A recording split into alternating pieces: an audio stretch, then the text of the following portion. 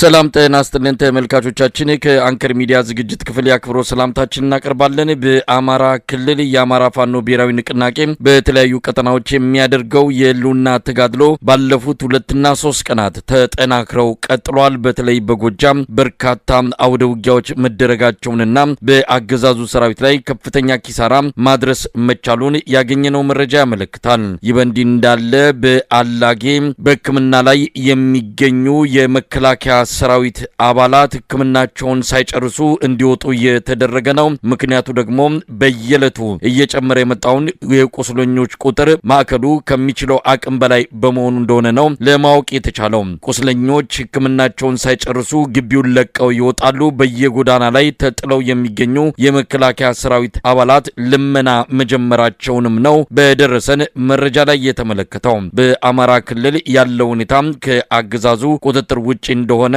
ሲገለጽ ቆይቷል። የብልጽግና አመራሮች ምክትል ጠቅላይ ሚኒስትሩ ተመስገን ጥሩነህ በየሳምንቱ ጎንደርና ባህር ዳር እየሄደ ክልሉ ሰላም እንደሆነ ለማሳየት እያደረገ ያለው ጥረትም ውጤት እያስገኘ እንዳልሆነ ነው የሚነገረው። በሌላ በኩል በሸገር ከተማ አስተዳደር የኮየ ፈጬ የኮንዶሚኒየም ነዋሪዎች ቤታቸውን ሸጠው ለመውጣት እየተዘጋጁ እንዳለ እየተነገረ ነው። መሰረት ሚዲያ እንደዘገበው ከሆነ መቆጣጠር ያልተቻለ መዋጮና ግብር ታክስ ነዋሪውን ፍጹም ያማረሩና ቤታቸውን ንብረታቸውን ሸጠው አካባቢውን ጥለው ለመሰደድ መወሰናቸውን ነው በመሰረት ሚዲያ ዘገባ ላይ ለማረጋገጥ የተቻለው። እነዚህን መረጃዎች ከዘውትር ተሳታፊያችን ጋር በመሆን በዝርዝር ወደ እናንተ እናቀርባቸዋለን። አብራችሁ እንድትቆዩ ግብዣችን ነው። በቀጥታ ወደ ዘውትር ተሳታፊያችን አመራለሁ። ሰሞኑን ያዝ ለቀቅ ሲያደርግ የነበረው የአማራ ፋኖ የውጊያ እንቅስቃሴ ባለፉት 2 ቀናት በተለይ በጎጃም አካባቢ ተጠናክሮ እንዳለ ነው ለማወቅ የተቻለው። በርካታው አውደ ውጊያዎች ተደርገዋል። እስቲ ከአውደ ውጊያ መረጃዎችን ጀምርና የዕለቱን አበይት ዜናዎች ለተመልካቾቻችን እናቅርብ። ወደ አንተ ልምጣ። አመሰግናለሁ መሳይ። ጎጃም አካባቢ በተለይ ምስራቅ ጎጃም ተብሎ በሚጠቀሰው ዞን በበርካታ ቦታዎች ላይ ውጊያዎች በጣም በሰፊው እየተካሄዱ ይገኛሉ። የአማራ ፋኖ ብሔራዊ ንቅናቄ የቴዎድሮስ እዝ በርካታ ክፍለ ጦሮች በተለይ በምስራቅ ጎጃም ደባይ ጥላት ወረዳና ሸበል በረንታ ወረዳዎች ላይ በፈጸሙት ማጥቃት ድል መጎናጸፋቸውን አመላክተዋል። በተለይ በምስራቅ ጎጃም ዞን ደባይ ጥላት ወረዳ ቁይ ከተማ ሰፍሮ በሚገኘው የአገዛዙ ጥምር ጦር ላይ የአማራ ፋኖ ብሔራዊ ንቅናቄ ምዕራብ አማራ ቀጠና ቴዎድሮስ እዝ የ206ኛና 201ኛ ኮር በጋራ በፈጸሙት ማጥቃት 59 የአገዛዙ የመከላከያ ሰራዊት አባላት ሲገደሉ 29 ሚኒሻና የፖሊስ አባላት አብረው ተደምስሰዋል። ከሌሊቱ 10 ሰዓት ከተማዋን ሙሉ ከበባ በማድረግ ጥቃት የከፈቱት የፋኖ ኃይሎች በግራሮ በተባለ በሚጠቀሰው ኮሌጅ እንዲሁም አንደኛ ደረጃ ትምህርት ቤትና በአሞራ ገደል በምሽግ ላይ በነበረ የሰራዊቱ አባላት ላይ ድል መጎናጸፋቸውና በተለይ ደግሞ በከተማዋ አቅራቢያ አሰንዳቦ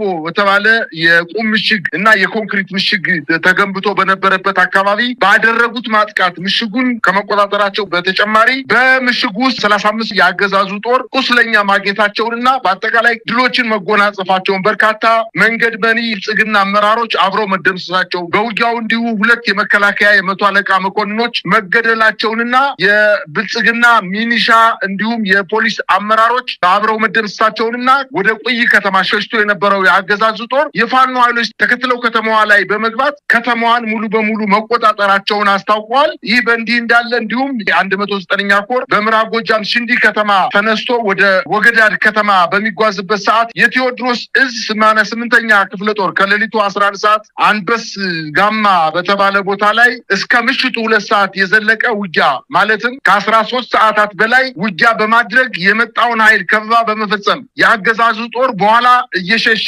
አንበስጋማ በተባለ ተራራ ላይ ከበባ ተፈጽሞበት ራሱን መከላከል በማይችልበት ደረጃ ላይ በመድረሱና በርካታ ሰራዊቱ በመደምሰሱ ምክንያት ከቲሊሊና ከቡሬ ከተማ ለተጨማሪ ኃይል መጥቶ ከፍተኛ ዋጋ ከፍሎ በተራራ ላይ ተከበው የነበሩትን ኃይሎች እንዲሁ የተረፉትን ይዞ ወደ ቡሬ ከተማ መሸሸቱን ለማወቅ ተችሏል። አሁንም በጎጃም አካባቢ 64ኛ ክፍለ ጦር በምስራቅ ጎጃም ሸበል በረንታ ወረዳ መርገጭ በተባለች ከተማ ላይ ከባድ ጥቃት ፈጽሞ ከ60 በላይ የአገዛዙ ዞን የመከላከያ የአድማ ብተናና የሚኒሻ አመራሮችን መደምሰስ መቻላቸውን የቴዎድሮስ ዕዝ አስታውቋል። የቴዎድሮስ ዕዝ ልዩ የከተማ ኮማንዶ ተብሎ የተመረቀው ኃይል የመጀመሪያ ጥቃቱን መርገጭ በተባለች ከተማ ላይ በመፈጸም ድል መጎናጸፋቸውንና በተደረገው ውጊያም ከ20 በላይ ቁስለኛ ማድረጋቸውን 2 ፓትሮል መኪኖችን ማቃጠላቸውንና በተደረገው ውጊያ መርገጭ ከተማን መቆጣጠራቸውን አስታውቋል። እንግዲህ በርካታ የአገዛዙ ጦር በውጊያ እየተመታ እየሸሸ እንደሆነ ነው መረጃዎች የሚያመላክቱት።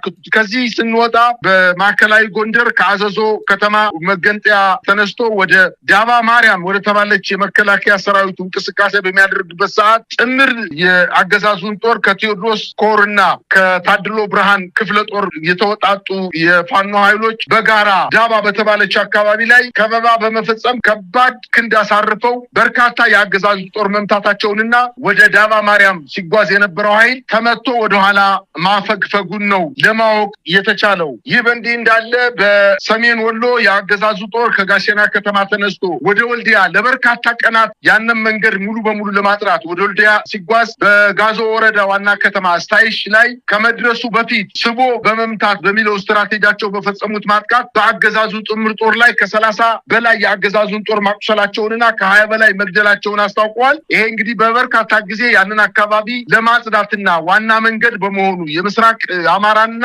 የመካከለኛው አማራን ቀጠናዎች የሚያገናኝ ትልቅ የአስፋልት መንገድን ማለትም ከወረታ ደብረታቦር፣ ነፋስ መውጫ፣ ጋሼና፣ ወልዲያ መንገድን ለወታደራዊ ስትራቴጂ ለመጠቀም በርካታ ጊዜ መንገዱን ለማስለቀቅ ጥረት ያደረገ ቢሆንም የፋኖ ኃይሎች ስቦ ወደ ገዳይ መሬት በመሳብ በአገዛዝ ጦር ላይ ጥቃቶችን እየፈጸሙበት እንደሚገኙ ነው መረጃዎች እያመላከቱ ያሉት። በአጠቃላይ የአገዛዙ ጦር በተለይ ደብረታቦር ላይ የተነጠቀውን የ17 ወረዳዎችን ለመቆጣጠር ከፍተኛ የወታደራዊ ክምችት እያደረገ ሲሆን አሁንም በዛው አካባቢ የከባድ መሳሪያ ተኩስ መጀመሩንና የፋኖ ኃይሎች ግን በ5 እና በ6 ኪሎ ሜትር ላይ መልስ እየሰጡት እንደሆነ ደብረታቦር ከተማ ላይ እስካሁን ድረስ መውጣት አለመቻሉ የተቆጣጠራቸውን ከተሞች ከነፋስ መውጫና ከአዲስ ዘመን ከተማ እንዲሁም ከወረታ ከተሞች ውጭ ያሉትን ከተሞች መቆጣጠር አለመቻሉና የፋኖ ኃይሎች በዛ አካባቢ ሰራዊቱን በደንብ አድርገው አደራጅተው ህብረተሰቡን ስልጠና በመስጠት ውይይቱ ማድረግ የጊዜያዊ አስተዳደር ሰዎችን በማስመረጥ አካባቢውን እየተቆጣጠሩና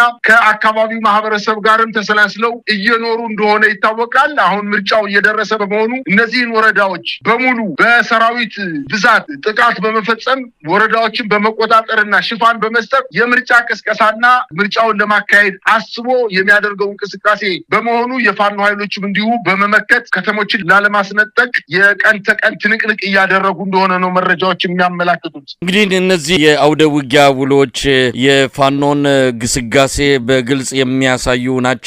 ሰሞኑን የአብይ አህመድ ቀኝ እጅ ምክትል ጠቅላይ ሚኒስትር ተመስገን ጥሩነህ ባህር ዳርና ጎንደር እየተመላለሰ በአውሮፕላን ከዚህ ቀደምም ተደጋጋሚ አንስተናል። በጣም አሳፋሪ ነው። የአንድ ሀገር መሪ የሆነ ሀገርን ሲጎበኝ በሚመስል መልኩ ከአውሮፕላን ሲወርድ ይሄ ሁሉ ሽርጉድ፣ ይሄ ሁሉ ግርግር አስፈላጊ ባልሆነበት በየሳምንቱ ለሚመጣ ግለሰብ ያውም ምንም አዲስ ነገር ለማያሳይ ተመሳሳይ ቦታዎችን እያየ አንድ ጡብ ድንጋይ በተተከለ ቁጥር እሱን ለመጎብኘት የሚመጣ ምንም ባልተሰራበት ሁኔታ በየጊዜው እየተመላለሰ ሰላም እንዳለ ለማሳየት የሚሄዱበት ርቀትን ነው እያየ ነው። ምን ያህል ጭንቀት ውስጥ እንዳሉ፣ ምን ያህል በፕሮፓጋንዳ እድሜያቸውን ለማራዘም እየታገሉ እንዳለ ነው የምናየው። ራሳቸው ይናገራሉ፣ ራሳቸው የሚሉትን ያዳምጣሉ፣ መልሰው ራሳቸው የተናገሩትን የሚያምኑት የብልጽግና ባለስልጣናት የስልጣን እድሜያቸውን በቴሌቪዥን ዲስኩር ለማስቀጠል የሚያደርጉት ርብርብ ነው አሁን እንግዲህ ጎልቶ የሚታየው ነገር። በአንጻሩ ፋኖች ግስጋሴያቸው እንደቀጠለ ነው የሚታየው ነገር ሁሉ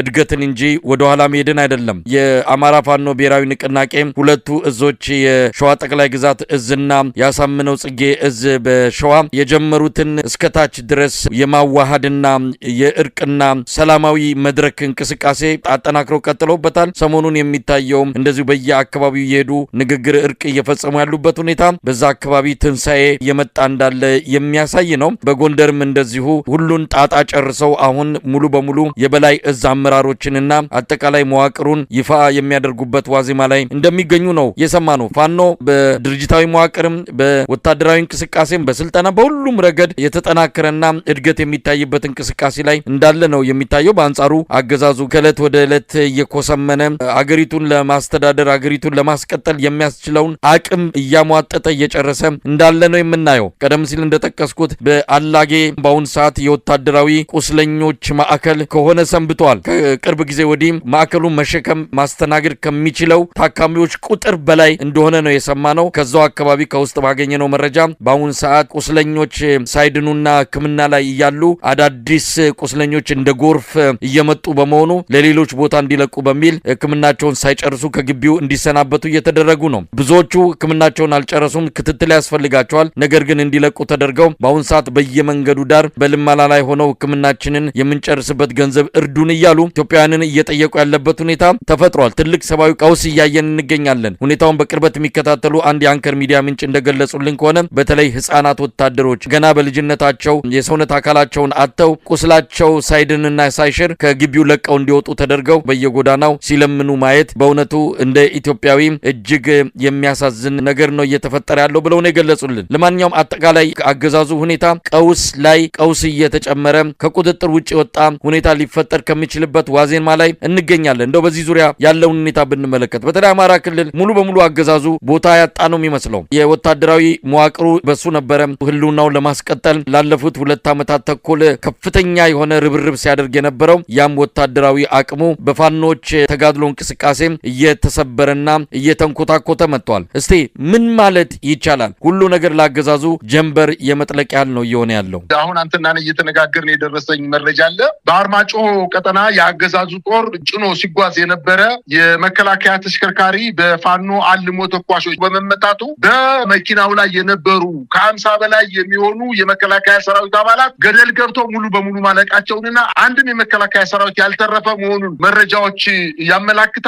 አሁን አንተና እኔ እየተነጋገርን የደረሰኝ ዜና ነው። እንግዲህ በየቀኑ ውጊያ በሚደረግበት አካባቢ የመከላከያ ሰራዊት፣ የአድማ ብተና፣ የሚኒሻ ኃይል ያልቃል፣ ይቆስላል። በአገዛዙ መንግስት መያዝና በፋኖ መያዝ ልዩነቱ ሌላ ነው። ምናልባትም ቆስለው ምናልባት ፋኖች ሊያነሱኝ እስከሚሉ ድረስ የተደረሰበት ሁኔታ ነው ያለው። ምክንያቱም የፋኖ ኃይሎች ቁስለኛን ሊገላቸው የመጣውን የመከላከያ ሰራዊት ቁስለኛ አንስተው በደንብ አድርገው በባለሙያ አክመው እንዲጠግግ አድርገው ቁስሉ እንዲድን አድርገው ወደ ቤተሰቦቹ በሰላም እንዲሄድ እያደረጉት ነው። ነገር ግን አሁን አንተ የተናገርከው ነገር በአማራ ክልል አጠቃላይ ውጊያ በሚደረግባቸው አካባቢዎች ያሉ ሆስፒታሎች፣ ጤና ጣቢያዎች፣ ሪፈራል ሆስፒታሎች ሳይቀሩ በመከላከያ ሰራዊት በሚኒሻና በአድማ ብተና ቁስለኛ በመሞላቱ ምክንያት ነው። የግብርና ኮሌጅ የነበረውን የአላጌ የግብርና ማሰልጠኛ ተቋም ከዚህ በፊት በደርግ ጊዜ የህፃናት ማሳደጊያ የነበረውን በኢህአዴግ ጊዜ የግብርና ማሰልጠኛ ነበረ። አሁን ደግሞ የጦር ማገገሚያ ማዕከል አድርገው መሸከም ከሚችለው በላይ ቁስለኛ በመግባቱ ይሄም ያመለክተው እንግዲህ ጦር ኃይሎች በጣም ሞልቷል ማለት ነው። ሌሎችም የሐረር የመከላከያ ሆስፒታል ሞልቷል ማለት ነው። እንዲሁም ውጊያ በሚደረግባቸው አካባቢዎች በአማራ ክልል ያሉ ሆስፒታሎች የሲቪል አገልግሎት የሚሰጡትን አቁመው በተለይ በጎጃም አካባቢ መረጃዎች እንደደረሱኝ በፍኖተ ሰላም፣ የቡሬ፣ የደብረ ማርቆስ፣ የደጀን እንዲሁም በደቡብ ጎንደር አካባቢ የደብረ ታቦር፣ የወረታ፣ የአዲስ ዘመን ሆስፒታሎች፣ የኮምቦልቻ፣ የደሴ ሆስፒታሎች አገልግሎት መስጠት አቁመው አብዛኛው አልጋ በመከላከያ ቁስለኛ በመሞላቱ ምክንያት ያ ስለሞላባቸው ነው ወደዚህ ወደ አላጌ ወታደራዊ ቁስለኞች ማገገሚያ ማዕከል ያመጧቸው። እንግዲህ ብልጽግና ወታደሩን እንደ ፈረስ እንደፈለገ ይጋልበውና በኋላ ሲያረጅ የጋሪ ፈረስ ሲያረጅ መጨረሻ ላይ አስፋልት ላይ ነው ወይም ሲቆስል አስፋልት ላይ ነው አውጥቶ የሚጥሉት። ልክ እንደ ጋሪ ፈረስ ቁስለኛውን እንዲታከም አይፈልጉም።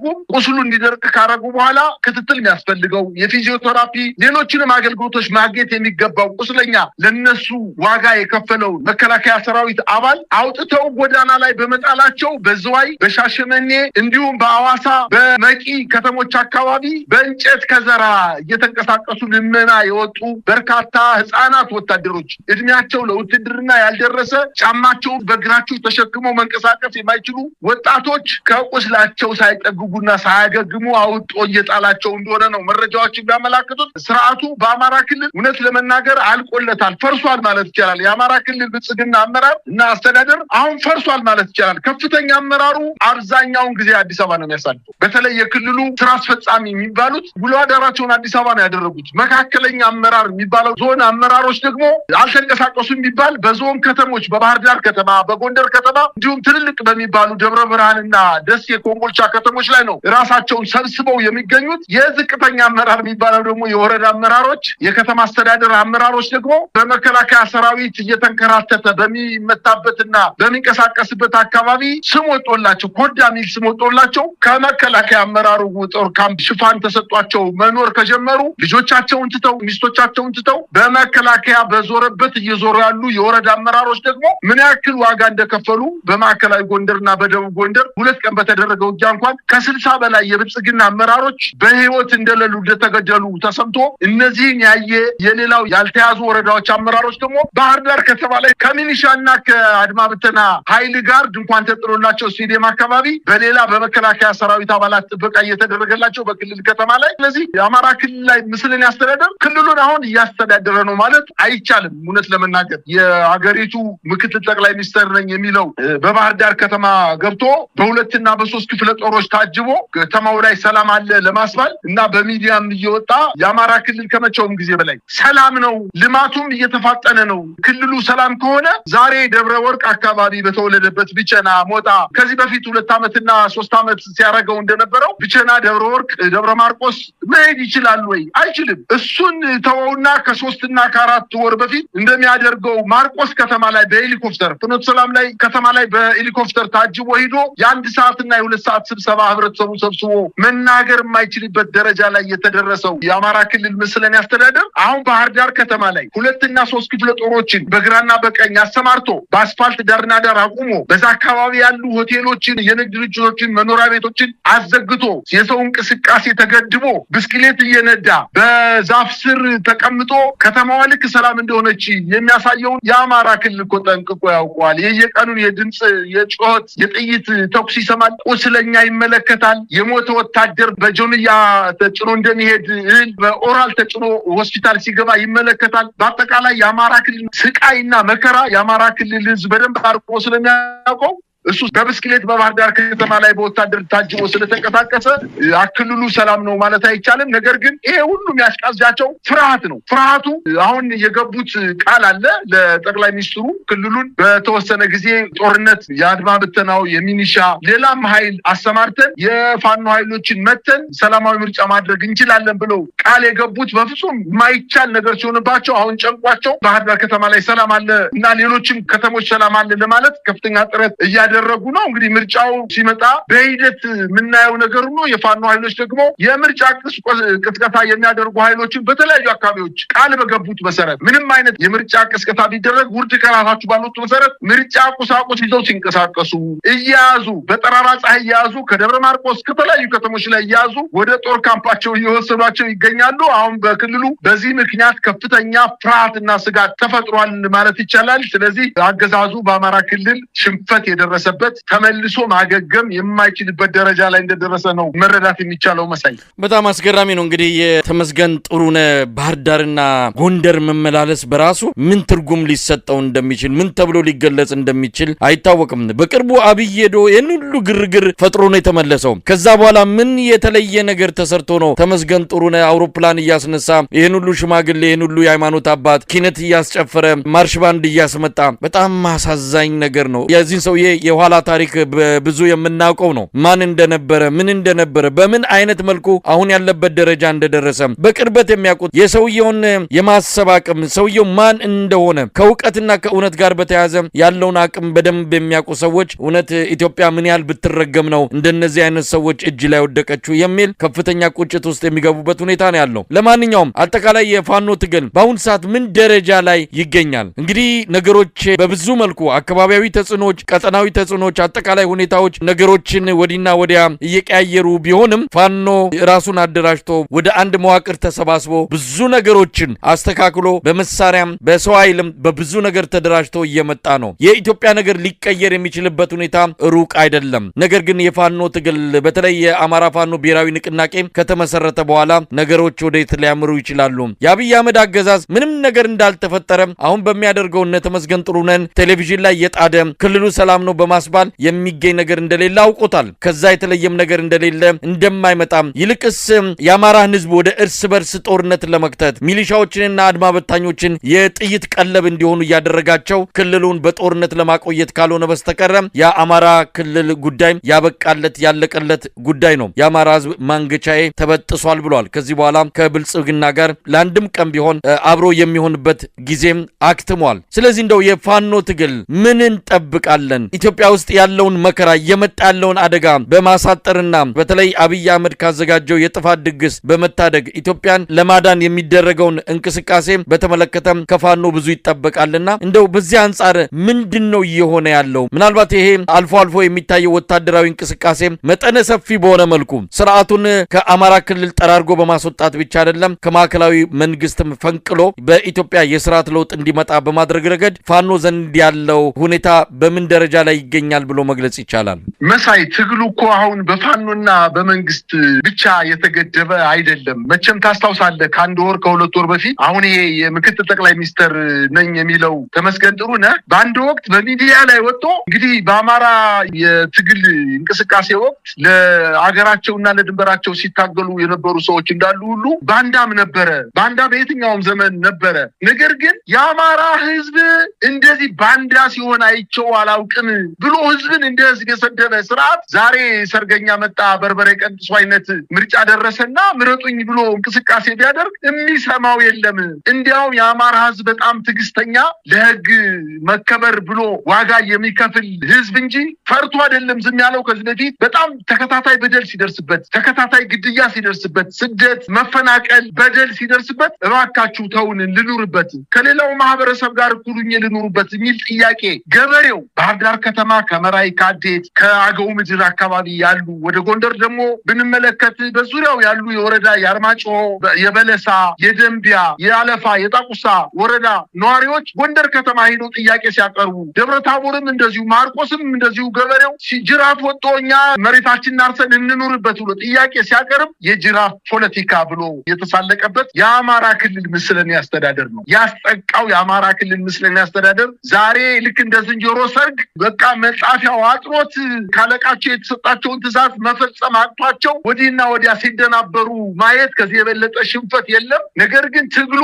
የፋኖ ኃይልና ምናልባትም እና አብይና ምስለኔ አስተዳደር በሚመሩት የብልጽግና አመራር ወይንም የብልጽግና ፓርቲ መካከል ብቻ አይደለም። አሁን ትግሉ ተሸጋግሮ በአማራ ህዝብና በብልጽግና መካከል የሚደረግ ትግል ነው። የአማራን ህዝብ ደግሞ የሚደግፈው በርካታ የኢትዮጵያ ህዝቦች አሉና ከእንግዲህ በኋላ ትግሉ ወደማይቀለበሰበት ደረጃ መድረሱን በደንብ አድርገው ተገንዝበዋል። ነገር ግን ይሄ ስርዓት ከራሱ ሽንፈት የማይማር ከሰው ሽንፈትን የማይማር አጠቃላይ የኮሰመነ ስርዓት በመሆኑ አይኑን ጨፍኖ ወደፊት እንደሚሮጥ ገደል ላይ ሲሆን ገደል ሄዶ የሚገባ ተራራ ጋር ሄዶ የሚጋጭ አይነት ስርዓት በመሆኑ ይሄን ስርዓት 4 ኪሎ ድረስ መጥተው አንስተው ማስወገድ የሚችሉበት ዝግጅት እያደረጉ ነው። መሳይ እመነኝ በቅርብ ጊዜ የአማራ ፋኖ ብሔራዊ ንቅናቄ ለመንግስት ብቻ ሳይሆን አጠቃላይ ለኢትዮጵያ ፍቱን መድኃኒት ይዞ የሚመጣበት ጊዜ ሩቅ አይደለም ባይነኝ። ከፍተኛ ዝግጅት እየተደረገ ነው። ከፍተኛ የሆነ የሰራዊቱ ውህደት፣ ከፍተኛ ስልጠና በየቦታው ሰልጣኞችን ማስመረቅ፣ ተከታታይ ሰልጣኞችን ማስገባት፣ ይዘውት ከነበረው ትጥቅና አጠቃላይ ስንቅ በላይ እየታጠቁ ራሳቸውን እያደራጁ የደረሱበት ደረጃ ላይ በመሆኑ በዚህ 2 ወርና 3 ወር ውስጥ አገዛዙን ከአማራ ክልል አስወጥተው ሩቅ አይደለም ባይነኝ። ነገር ግን የአገዛዙ ጦር እንግዲህ የሚሰማ ካለ ይስማ። በደርግ ጊዜ በጣት የሚቆጠሩ የመንግስት ባለስልጣኖች ናቸው ሄሊኮፕተር ወይም አውሮፕላን አንስተው ማምለጥ የቻሉት። አብዛኛው የደርግ ባለስልጣናት የኢህአዴግ ጦር አዲስ አበባ ከተማን ዙሪያ ከበውን ጠምጥሞ ይዞ ሳያንቀሳቀስ አዲስ አበባ ከተማ በየቤታቸው ተለቅመው እስር ቤት የገቡት ዕጣ ፋንታ እንደሚደርሳቸው ነው እኔ ማምነው። ነገር ግን ዛሬ እድሉ አላቸው። ከስርዓቱ ወጥተው የፋኖ ኃይሎችን ሌሎችን ይህን ስርዓት ከሚታገሉ ኃይሎች ጋር አብሮ በጋራ ካልቻሉ ደግሞ አርፈው ከቤታቸው ለቀው ከቤታቸው መቀመጥ መቻል እንዳለባቸው ከወዲሁ ሰልፋቸውን ማስተካከል እንዳለባቸው እንዲሁ ለራሳቸው ለብልጽግና አመራሮችም እግረ መንገድ እንደው ምክር መስጠት ይፈልጋለሁ። ድሉ ግን የማይቀር የፋኖ ኃይሎች አጋዥ ባይኖራቸው እንኳን የጎረቤት ክልሎች ማገዝ ባይችሉ የጎረቤት ሀገራት ማገዝ ባይችሉ ከደረሰበት አጠቃላይ የአማራ ህዝብ በደልና ስቃይ የፋኖ ኃይሎች የአማራን ህዝብ በደልና ስቃይ ተሸክመው በመግባት እንደሚችሉ በፍጹም ልብ የአማራ ህዝብ ያምናል። ለዚህም ድጋፍ እያደረገላቸው እንደሆነ ነው የምረዳው። መሳይ በአማራ ክልል ያለው ሁኔታ በተመለከተ ከሚገለጸው ከሚነገረው በላይ ነው መሬት ላይ ያለው ሁኔታ። አብይ አህመድ ሁሉ ነገር ከእጁ አምልጦ አሁንም ምርጫ አካሂዳለሁ ብሎ በአማራ ክልል ሳይቀር እንቅስቃሴ እያደረገ መሆኑ ሰውየው ምን ያህል ከእውነት የተጣላ መሆኑን በግልጽ የሚያሳይ ሁኔታ ነው የተስተዋለ የሚገኘው። እንግዲህ የፋኖን ሁኔታ በተመለከተ አንተም እንደገለጽከው በተለያዩ መረጃዎችም ያረጋገጥን እንዳለው ነገሮች በቅርብ ጊዜ ሊቀየሩ የሚችሉበት ሁኔታ ይኖራሉ። እስቲ ወደ አዲስ አበባ ሸገር ከተማ እንምጣ። የምንሰማው ነገር በጣም የሚያሳዝን ነው። የኢትዮጵያ ሕዝብ በመዋጮና በታክስ በግብር ከፍተኛ አደጋ ውስጥ ገብቷል። የኑሮ ውድነት በዚህ መቆሚያ መቀመጫ አሳጥቶታል። የአገዛዙ መዋጮና ታክስ ደግሞ ሲጥ አድርገው ይዘውታል። በየቀኑ አዳዲስ መዋጮ፣ በየቀኑ አዳዲስ የታክስ አይነት የግብር አይነት እየመጣ ሰው ህልውናው አደጋ ላይ ወድቆ ከፍተኛ ችግር ውስጥ እንደገባ ነው መረጃዎች የሚያመለክቱት። በኮየ ፈጬ ኮንዶሚኒየም ሸገር ከተማ የሚኖሩ ነዋሪዎች ምናልባትም ቤታቸውን እየሸጡ ንብረታቸውን ሸጠው ከአካባቢው ሊሰደዱ እንደሚችሉ ነው መሰረት ሚዲያ ያወጣው መረጃ የሚያመለክተው። የመዋጮ አይነት ብዛቱ እውነትም ለመስማት ራሱ እጅግ የሚያም ነው። ይሄ አገዛዝ የህዝብ ንቀቱ ልቦናውን ሁሉን ነገር ያሳወረውና ሀገርን ይዞ አብሮ ገደል ለመግባት እየተንደረደረ ያለ እንደሆነ ነው በግልጽ የሚታየው። ለማንኛውም ኮየ ፈጬ ነዋሪዎች ምንድን ነው እያሉ ያሉት? የመሰረት ሚዲያ ዘገባ ዝርዝር መረጃዎችን ይዞ ወጥቷል። መሳይ እንግዲህ እነዚህ አሁን የጠቀስካቸው አካባቢዎች በኦሮሚያ ክልል የሸገር ከተማ አስተዳደር ስር የሚገኙ የኮየ ፈጬና ቱሉ ዲምቱ የጋራ መኖሪያ አካባቢዎች ናቸው። ከ3 ዓመታት በፊት እነዚህ የኮንዶሚኒየም መኖሪያ ሰፈሮች ትልልቅ ሰፈሮች ናቸው። ምናልባትም 2 እና 3 ወረዳዎችን የሚሸፍኑ በርካታ ማህበረሰብ የሚኖሩበት አካባቢ ነው። ከ3 ዓመት በፊት በአዲስ አበባ ከተማ በጀት የተሰሩ ኮንዶሚኒየሞች ናቸው። ነገር ግን በአዳነች አቤቤ የሚመራው የአዲስ አበባ ከተማ አስተዳደር እና በሽመልስ አብዲሳ የሚመራው የኦሮሚያ ክልል መስተዳደር በጋራ የአዲስ አበባና የኦሮሚያ ክልልን ወሰን ማዋሰን በሚል በርካታ ቦታዎች ሲወሰዱ እነዚህ በሸገር ከተማ አስተዳደር ኮየ ፈጬና ቱሉ ዲምቱ ተወስደዋል። እንግዲህ አብዛኛው ሰው በእነዚህ ከተሞች ላይ ወይም በእነዚህ የጋራ መኖሪያ መንደሮች የሚኖሩት የአዲስ አበባ ከተማ ነዋሪዎች ናቸው። ምናልባትም አብዛኛዎቹ በጣ የደረሳቸው አይደለም። ሰፈራቸው ፈርሶ አካባቢያቸው ለልማት ይፈለጋል ተብሎ ባልገመቱትና ባላሰቡት ሰዓት ከሚኖሩበት ተወልደው ካደጉበት አካባቢ ተፈናቅለው ወደ ኮየ ፈጬና ቱሉ ዲምቱ የሄዱ የአዲስ አበባ ከተማ ተወላጆች የአዲስ አበባ ከተማ መስተዳደር ስር ነው ብለው ወደ ኮየ ፈጬና ወደ ቱሉ ዲምቱ የሄዱ። ነገር ግን ከ3 ዓመት በፊት ይህ ቦታ ወደ ኦሮሚያ ክልል ተወሰደ። በሁለቱ አመራሮች አማካኝነት ብቻ የተወሰደበት እነዚህ ሁለቱ መስተዳደሮች በሸፍጥ እነዚህን ቢወስዱትም የአዲስ አበባ ከተማ ብለው በሄዱበት ከ3 ዓመታት በኋላ ሌላ በጣም በርካታ ችግሮች የተከሰቱባቸው ይገኛሉ። ከመሀል ከተማ ቤታቸው ፈርሶባቸው የሄዱት እነዚህ ሰዎች ለሚኒሻ፣ ለቡሳ ጎንፋ ማህበር፣ ለኦሮሚያ ልማት ማህበር፣ ለብልጽግና የአባላት መዋጮ በየቤቱ እየተዞረ በየቀኑ አዳዲስ መዋጮዎች እየጠየቁ ነው። አሁን ከሰሞኑ ደግሞ የጣራና ግድግዳ በጣም ዝቅተኛ የጣራና ግድግዳ ክፍያ 3500 ብር ነው በቤት በየአመቱ የሚከፍሉት። ለኮብልስቶን መንገድ 2000 ብር ክፈሉ ተብለዋል። እንግዲህ ይሄ ቦታ መሳይ ከ10 እና ከ15 ዓመት በፊት የተሰራ ኮንዶሚኒየም በመሆኑ ኮብልስቶን አስፋልት የተነጠፈለት አካባቢ ነው። ምንም አዲስ ግንባታ የማያስፈልገው ሆኖ ነገር ግን ለኮብልስቶን ግንባታ በእያንዳንዱ ቤት 2000 ብር እንዲከፍሉ እየተገደዱ ይገኛሉ። ለቤት ቀለም ማስቀቢያ እንግዲህ ሰውየው ቀለም አላማረኝም፣ የድብልቅልቅ ያለ ቀለም በከተሞች ላይ መሆን የለበትም ብሎ በሌሊት የሚያልመውን ሁሉ ጠዋት ሲነጋ ወደ ተግባር የሚፈጽመው ጠቅላይ ሚኒስትሩ ግራጫ ቀለም አዲስ አበባ ከተማ ከዛ ውጪ ሌላ ቀለም እንዳይቀባ ባለው መሰረት በኦሮሚያ ክልልም እንግዲህ ግራጫ ቀለም ለመቅባት ህንፃዎችን ለቤት ቀለም መቀቢያ በእያንዳንዱ ቤት 10,000 ብር እንዲያዋጡ ታዘዋል። ለዞን ጽሕፈት ቤት ማስገንቢያ 500 ብር፣ ለግቢ ውስጥ ቴራዝ ማሰሪያ 500 ብር። ከሰሞኑ ደግሞ በእያንዳንዱ የቤት ማህበር 5 ወይም 6 ብሎኮች ወይም እስከ 9 ብሎኮች ሊደርሱ ይችላሉ። በእነዚህ ብሎኮች 17 የደህንነት ካሜራዎችን መግጠም አለባቸው በማለት በግዳጅ በርካታ ገንዘብ ተጠይቀዋል። እንግዲህ እነዚህ የኮንዶሚኒየም ማህበር ነዋሪዎች አንደኛ በእያንዳንዱ መንደር በርካታ ዘበኞችን ቀጥረው ጥበቃ የሚያደርጉ መሆናቸውን፣ ሁለተኛ የደህንነት መጠበቂያ ካሜራዎች ይገጠምልን ብለው ጥያቄ ባላቀረቡበት ሁኔታ በእያንዳንዱ መንደር 17 የደህንነት ካሜራዎችን ግዴታ እንዲገጥሙ በመጠየቃቸው በግድኛ ገዝተን ካልገጠምንላችሁ ለዚህ ገንዘብ ደግሞ መዋጮ በግድ ካላዋጣችሁ ማለት ጉሮሯቸውን ይዘዋቸዋል። ከዚህ ሁሉ መዋጮ በላይ የትራንስፖርት ወጪ ከአቅም በላይ በመሆኑ በቀን አዲስ አበባ ከተማ መሀል አካባቢ ደርሶ ለመምጣት የታክሲ ሲሄዱ ብቻ 120 ሲመለሱ 120 በባስ ደግሞ ሲሄዱ 60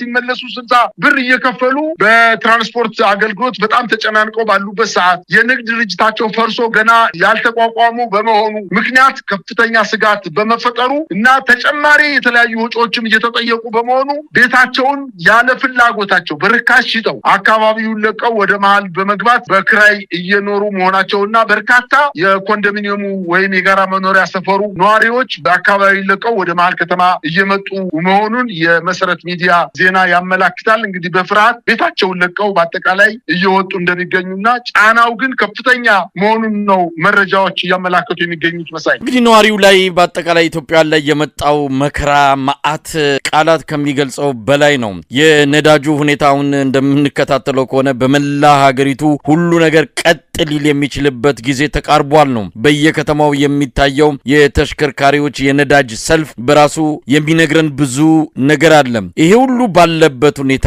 አገሪቱ ወሳኝ የሆነ መፍትሄ በምትፈልግበት በዚህ ወቅት ላይ ነው እንግዲህ አብይ አህመድ ነገር ዓለሙን ሁሉ ትቶ አይኑን ጨፍኖ ፍሬኑን በጥሶ ምርጫ አካሄዳለሁ እያለ የሚገኘው። የኢትዮጵያ ሕዝብ ውሳኔ መወሰን ካለበት፣ የኢትዮጵያ ሕዝብ ከዚህ አገዛዝ መገላገል ካለበት ጊዜው በጣም እየረፈደ ይገኛል። ዛሬ ሳይሆን አሁኑኑ እርምጃ መውሰድ የሚገባበት ወቅት ላይ ነው ያለው።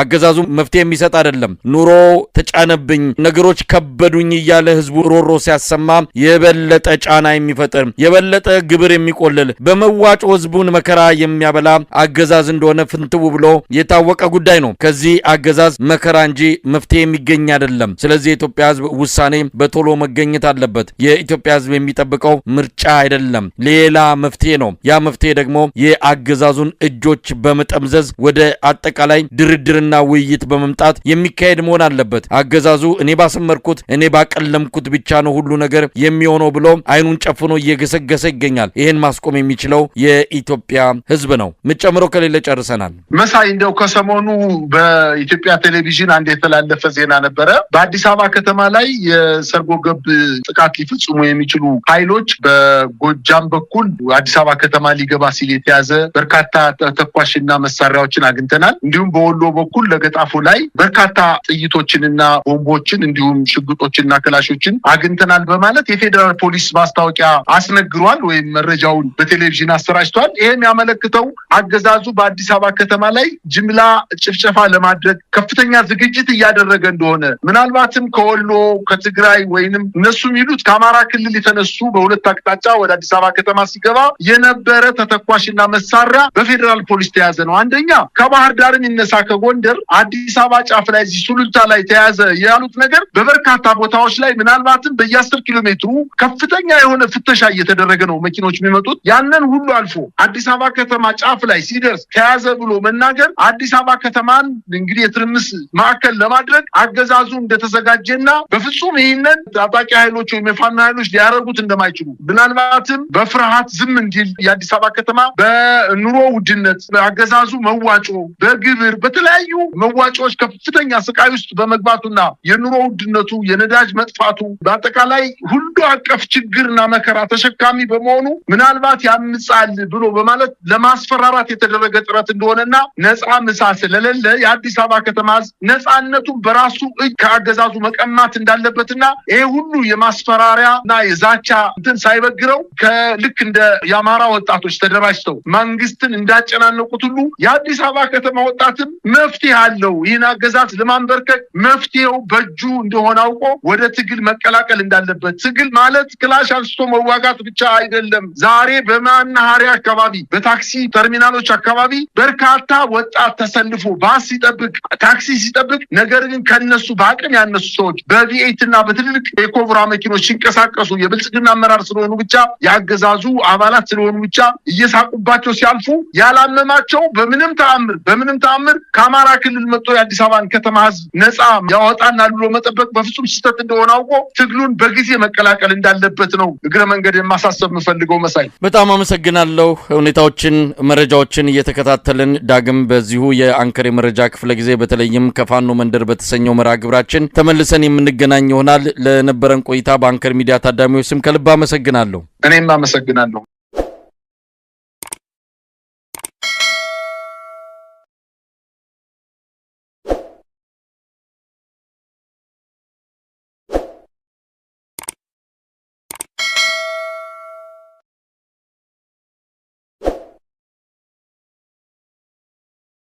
አሰላሙ አለይኩም ወራህመቱላሂ ወበረካቱ። ሰላም ጤና ይስጥልኝ። እንዴት ናችሁ? ሰላም ናችሁ ወይ? ከኔ ጋር አልሐምዱሊላህ ሁሉ ሰላም ነው።